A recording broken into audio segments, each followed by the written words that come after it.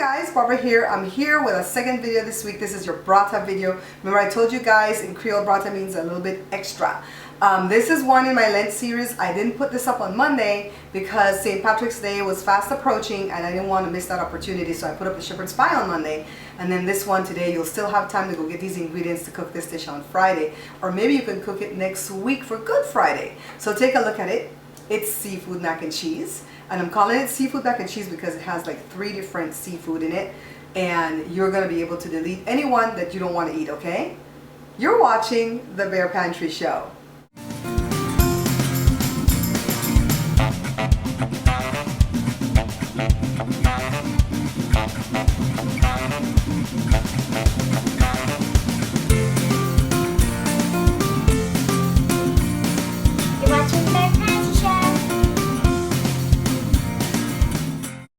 Joe's opening the lobster tail for me. We're only going to use one of the 2, okay?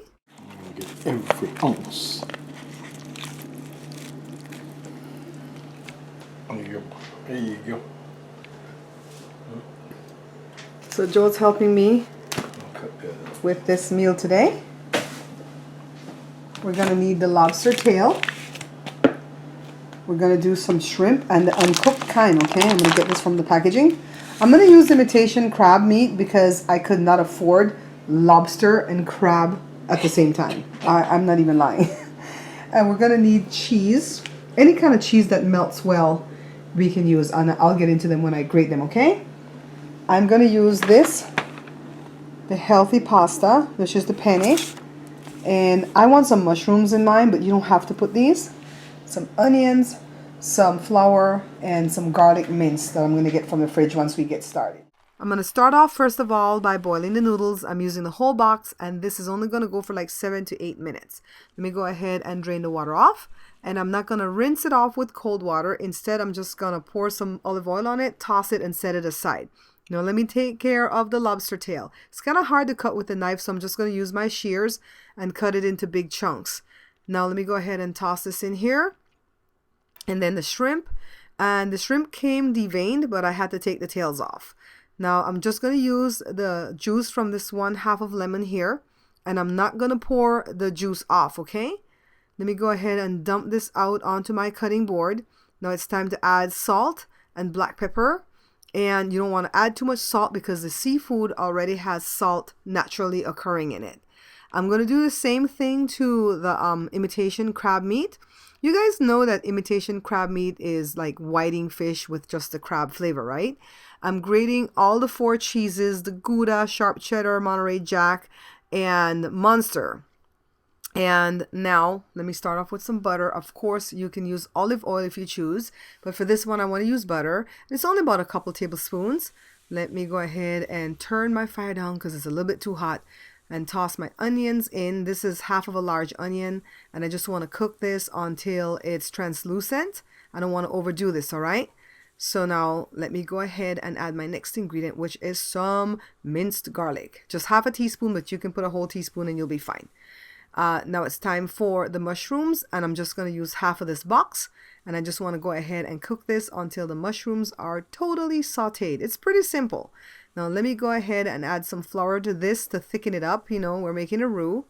And just move pretty quickly. Don't worry about the lumps. They're going to go away, okay? I forgot to tell you guys in the opening that we're going to need milk. 2 cups of milk. And if you have 1/2 and 1/2, then use 1 cup 1/2 and 1/2, 1 cup milk. But I didn't have any 1/2 and 1/2. Stir out the lumps. It's pretty simple, guys.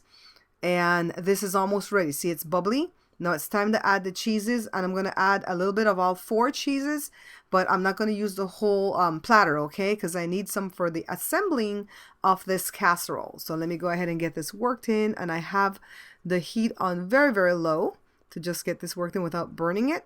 It's looking pretty good already. It's looking thick and just rich and comforting. So all I have to do now is add some pepper because it's already salty enough, and then add all my penne noodles, but 1/2 at a time. You know, don't just put the whole thing one day because it's going to be kind of hard to stir. I have the oven preheating to 350 degrees Fahrenheit, and now it's time for me to assemble all my thing here before I put it in the oven, okay? So let's start. I've lightly greased my casserole dish with some butter, and I'm going to start off with the first layer being some of the noodles. I'm splitting it in thirds because I want to build this casserole, okay? So now the next layer is the crab meat, and then of course the lobster, and then of course the shrimp, and then some of the cheese that we left back on the plate. And the next layer will be noodles again, and then the seafood again. And you guys understand what I'm doing, right? Some more cheese. And of course, put all the shrimp. I should have used the next lobster tail, but I really want that for something else. So noodles again. And then of course, top it off with some cheese. This is really, really easy, guys. It's almost ready for the oven. Isn't that gorgeous? As soon as the oven is ready, I'm going to stick it in for about 30 to 35 minutes on 350, okay? And then when I come back, we're going to be tasting. Oops, I almost forgot to tell you guys that you're supposed to put a piece of parchment paper and then aluminum foil and then stick it in the oven, okay? Now put it in the center. I'm moving the racks around so I can get it right dead in the center. And then 30 to 35 minutes later, it's going to look something like this. Oh my goodness.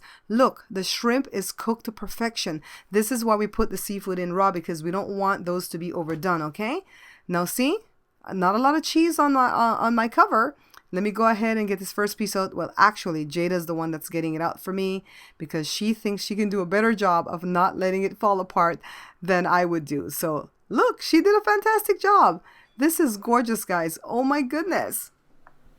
This was an awesome one, guys. If you are allergic to seafood, then you are out of luck. No, you guys, you can put chicken. You can put some cooked chicken in this if you are allergic to any of these items, okay? But this was awesome. This plate kept going missing because the kids kept eating from it when it was my thumbnail plate. You know, when I'm doing these type of dishes, I have no lack of people who want to help me run the cameras. I'm so lucky with that.